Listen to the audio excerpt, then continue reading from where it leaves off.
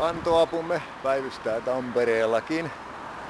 Tarjoamme kantopalveluita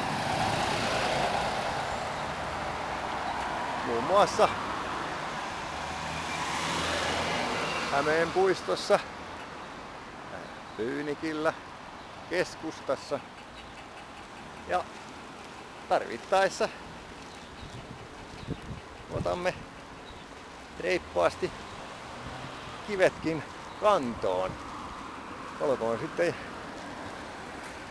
isompaa tai painavampaa, niin tällainenkin roju tarvittaessa nostetaan ylös ylempiin kerroksiin, mutta ensin puretaan.